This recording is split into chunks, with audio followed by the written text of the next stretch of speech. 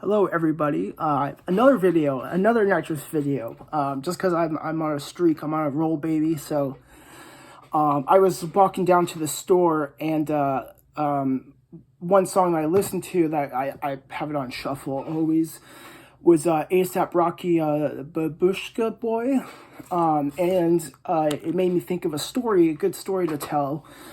I might have talked about this in one of my older videos, but I'll tell it again, and especially just because it's limited.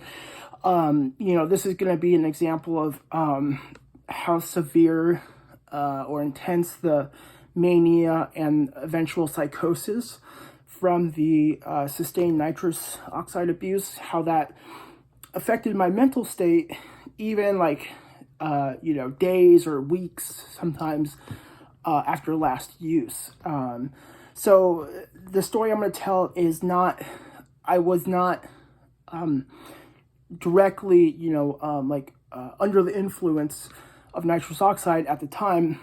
I'd done some earlier and the day before and so on and so forth. Another thing too, which I know I'm not trying to beg, I'm not begging, I swear, but I figured I'd ask.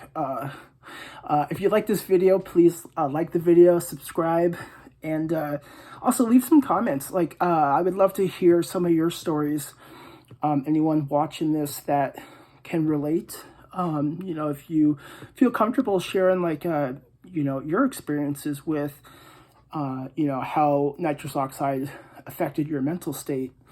Just because I don't know, I think it's very interesting that abusing one type of drug can alter your brain so much, even up to weeks after last use. So anyways, I'll get to the story now. So for context, I lost my job in December of 2019. And so the story I'm going to tell, this took place, I believe it was, around September.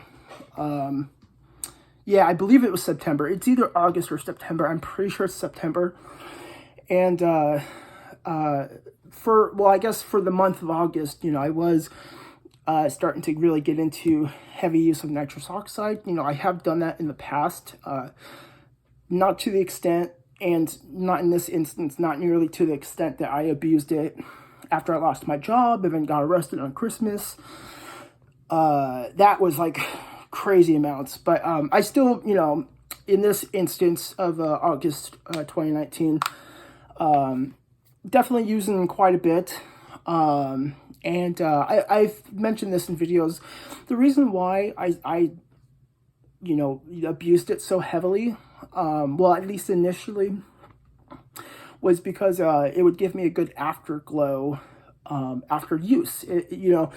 My anxiety and my depression would be a lot better while under the influence, of course, and I'd feel, euphoric. But even afterwards, my depression and my anxiety symptoms were way better. Also up to days or weeks after my last use. So that's why I used substances as a coping mechanism for a lot of my life. So anyway, so I was, stressed out. Work had always been stressful, particularly stressful. So I, relied on abuse of nitrous oxide to, cope with it. And that's when I started getting mania,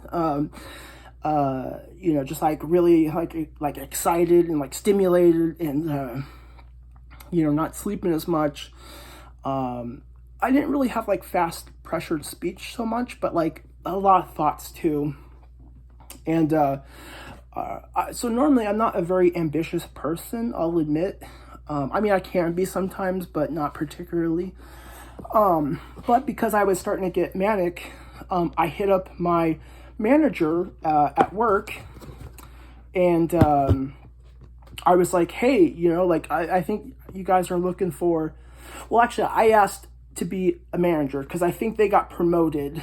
So I asked to be a manager, but apparently the manager position wasn't going to be available anymore, but they did have like a supervisor role, so kind of like under management.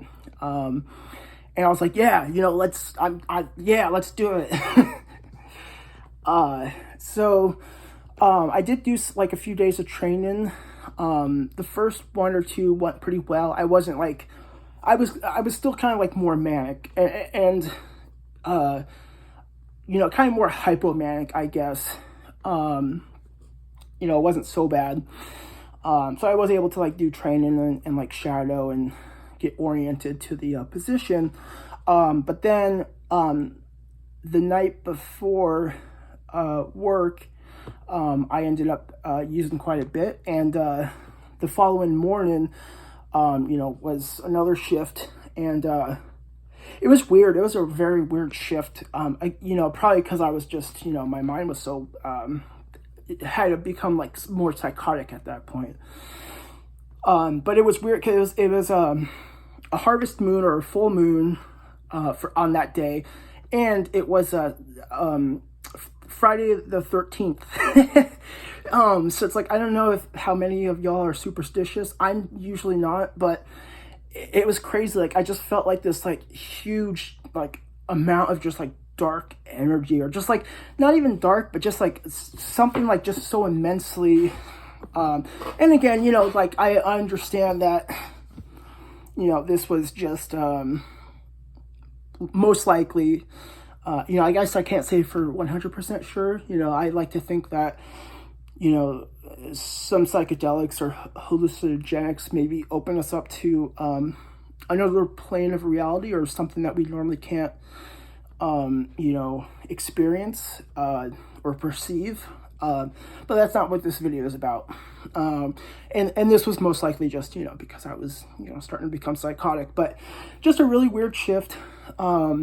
But I was able to get through it, and then, you know, of course, went home and most likely did some more. I guess I can't say for sure, like it's really hard to like be pinpoint accurate, but I wouldn't be surprised if I went home and did some more, especially like to kind of like cope with the weirdness. It was scary. I was very, with the psychosis and a lot of these experiences, paranoia was pretty heavy. I was just extremely paranoid and like fearful, and it wasn't about anything in particular, but it was just like this just like unshakable fear, deep fear. It was terrible. So go home, do some more, and then I started, well, I guess I just started having more like paranoia and like conspiracy. Like I went to the grocery store, I remember, and I was going to get food, but I was like kind of looking at like food, like frozen wings. And I guess I can't recall some of this, because I remember this, looking at frozen wings, and it's like I had this like notion that it was made out of humans. And I think what influenced that was, again, the, you know, for the previous like week, I had occasionally watched A$AP Rocky's Babushka Boy, and I was watching the music video, and at the end, they essentially turned the cops, the pigs, and literal pigs. They have the cops as literal pigs. I'm not, you know, saying that in a derogatory way, but they kill them and turn them into food. So like, you know, that sparked that. So I was just like super paranoid. So I called out of work, and I called out like, I called out of work that day. And then the next day I did like a no call, no show, because I was just like so overwhelmed and so paranoid. And on that day, I believe, because it was Sunday, I, you know, just still was having the delusional thoughts and like ideas of reference. I guess I'm jumping the gun with the ideas of reference, but just a lot of like delusions, and just like this, just like something didn't feel right. Like reality didn't feel like reality, like, or like it was just like this facade. So what I ended up doing was I eventually grabbed a kitchen knife and stabbed myself in the hand a few times. I don't know if this is gonna show up. It's not like terrible. And I guess the camera doesn't really do it too good. That wasn't like a huge, but just like kind of like enough to like get like, I don't know, a few millimeters in. There's another one. I guess that's actually gotten a little bit better. There's this one. This is like was the deepest one that got stabbed in pretty good. Yeah, because I thought I was in the Matrix, so I had to test it. And then also, right after I did that, this is where the ideas of reference come in A$AP Babushka's Boy, in the hook, it's like, the world is yours, Scarface, and in the video, like, A$AP is like dressed up in costume and has a disfigured face, so because of that, like, I guess I was inspired to have a scar face. So I took the knife and kind of cut, like, not deep cuts, but like scratches like all around my face. Not like a bunch. I guess it was kind of more of just like a circle. And yeah, then, you know, just kind of that was it in terms of you know, the knife involvement. And then this is so stupid. It's just like all this behavior. So the next day, Monday, was a work meeting. And this was like for all the leaders and supervisors. So because I had been doing the training, I went to it. It's so stupid, so dumb. But I went to it. The paranoia was, I guess, a little bit better because I wasn't like so paranoid. But I went to it, and I didn't have like any bandages or anything. So like I just tried to take like I had like some of these wart remover things that you like wrap around and it kills the wart. I popped that out, and then I tried to like kind of I think, yeah, there's another cut here. But I tried to like bandage it with that. It obviously not very good. I couldn't do anything about my face. And I fucking went to the meeting. Like, I have wounds on my hands, wounds on my face. I'm fucking bleeding. I had missed 2 days of work. And it's just like, fuck, dude. Crazy. So, but what was kind of crazy too is like no one said anything. I just sat down, we had the meeting, and then afterwards I went and spoke with like the boss, and I was like, yeah, sorry about all this. And I think too, I was like sending like really bizarre text messages over the weekend. Like they had reached out to me and asked if I like needed help. And I distinctly remember at least one response I had was like, what is help? Like, because I was just like having all these just like abstract, disorganized thoughts. So anyways, so after a meeting, I'm like, oh yeah, sorry about all this, you know, like, hopefully I can still be a supervisor. And they're like, no, dude, no. But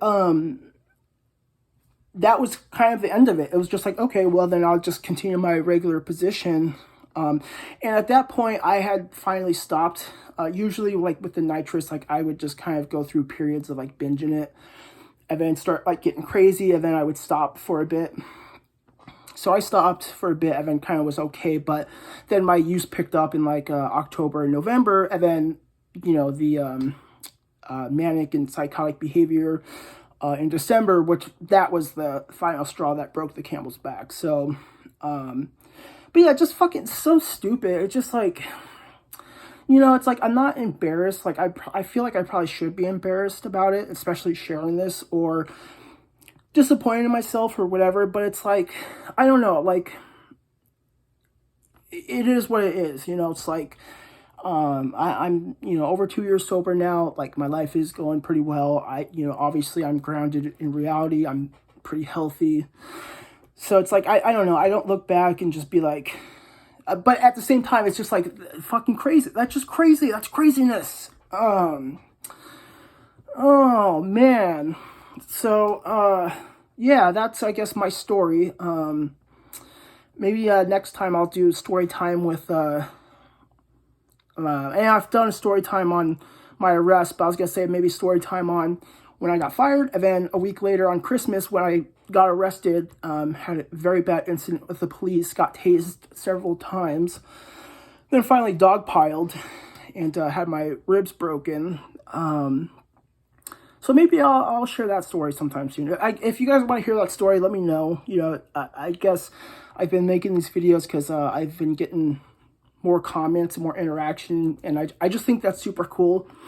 You know, especially since it doesn't seem like there's a lot of people that are on at least YouTube, like talking about their experiences or you know, whatever. So I don't know. I figure I'd share mine. Just a word of warning. It's, you know, it's just not worth it. It's really not worth getting into that much nitrous oxide abuse, or any substance abuse for that matter. It's really not worth it. Nothing good comes from it. But I guess I'll leave it there. So I appreciate you guys for watching. Like I said, please like, subscribe, and comment. Like I said, with you know, maybe you have a similar experience, or, you know, comment if you want to, you know, hear more stories. So thank y'all. I hope y'all well, and I will see you guys next time.